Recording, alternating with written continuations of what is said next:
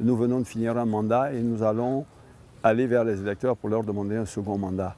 Ce qui est important pour eux, c'est de savoir qu'est-ce qu'on a fait au cours de ce premier mandat. Au cours de ce premier mandat, les deux thèmes majeurs qui ont été à la base de notre stratégie, ça a été d'une part l'éducation, parce qu'il y a énormément de problèmes pour des élèves venant du primaire allant au collège. En 5 ans, nous avons construit 10 collèges de proximité, permettant ici aux enfants proches de leur domicile de pouvoir continuer sainement, calmement des études dans des conditions de confort et d'aisance pour leurs parents. Le deuxième axe stratégique, ça a été celui de l'allègement de la pauvreté.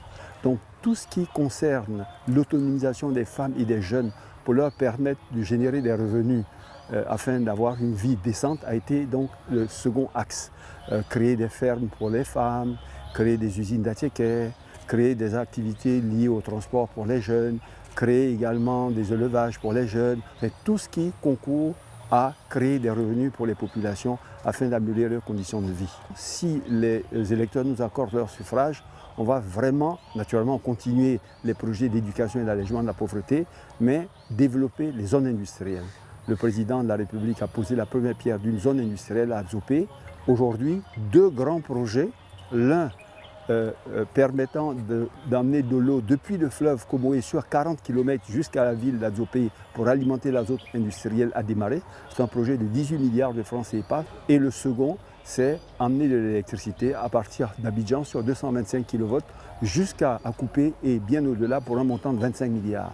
Ces projets vont s'achever d'ici 1 an à 2 ans, créant ainsi des conditions propices pour que la zone d'Abidjan, qui aujourd'hui est saturée en termes de disponibilité de terrain industriel, Yopougon, Koumassi, Vridi, on le sait, sont saturés, que Adzopé puisse être dans la périphérie des 1h30 d'Abidjan, la zone par excellence où les industriels vont s'installer. Après l'allègement de la pauvreté, les populations ayant acquis l'expérience de s'autonomiser, on va s'adresser à des cadres, à d'autres types, je dirais, d'électeurs, pour les aider à mettre en place des fermes agricoles, des fermes d'élevage qui vont permettre à la région de devenir le grenier d'Abidjan.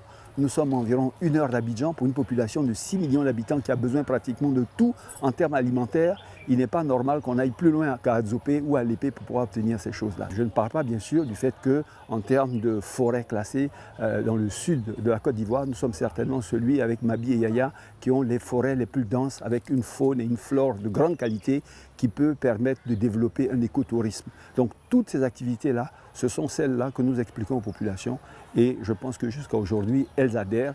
On espère que cela va déboucher sur la victoire que nous espérons tous.